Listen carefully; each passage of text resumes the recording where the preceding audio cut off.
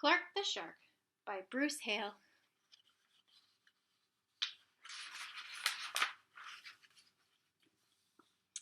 In all the wide blue seas and all the wide blue world, the top school for fish was Theodore Roosterfish Elementary.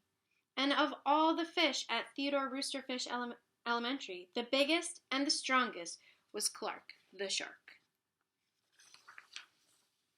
Clark loved school, and he loved his teacher, Miss Inkydink.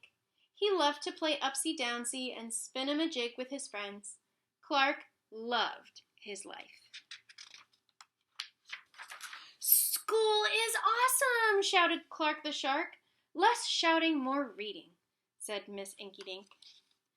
"Lunchtime is sweet!" yelled Clark the Shark. "Munch your own lunch," said his best friend, Joey Mackerel. "Recess rocks!" bellowed Clark the Shark. "You are playing rough, Clark," cried the other kids. Yes, Clark loved his life with all of his sharky heart, but he loved everything way too much. He was too loud. He was too wild. He was just too much shark for the other fish to handle. After a while, no one would play with Clark. No one ate lunch with him. No one sat with him at circle time. Even his best friend Joey Mackerel said, "Cool your jets, Clark. You're making me crazy." One day, Clark asked Mrs. Inkydink, "What's wrong with everyone?" Mrs. Inkydink patted his fin. "Clark, sometimes you play too hard. You munch too hard, and gosh, you even help too hard." "But life is so exciting," said Clark. "There's a time and a place for everything," said Mrs. Inkydink. "And sometimes the rule is stay cool." At recess, Clark tried to stay cool, but he pushed the swing with much too zing. "Sorry," said Clark, "I forgot." "Yikes!" cried Joey Mackerel. At lunch, Clark tried to stay cool, but everything smelled so good that he munched a bunch of lunches. "Sorry," said Clark, "I forgot."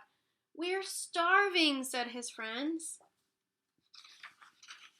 In class, Clark tried to stay cool, but a good book got him all shook up. "Now, Clark," said Mrs. Inkydink, "this isn't the time or the place. Tell me, what's the rule?" "Stay cool," said Clark. "Hey, that rhymes!" he cried. Then Clark got a big idea in his sharky head. "Maybe if I make a rhyme, I'll remember every time," he thought. The next day, he put his plan to work. In class, when lessons got exciting, Clark wanted to bounce up out of his seat. Instead, he told himself, "When teacher's talking, don't go walking." And what do you know? It worked! "Attaboy, Clark," said Mrs. Inkydink. Clark smiled. Lessons are fun. At lunch, everything smelled so yummy. When Clark wanted to eat and never stop, he told himself, "Only munch your own lunch." And it worked again. "Way to go, Clark," said his friends. Clark grinned. Lunch is fun.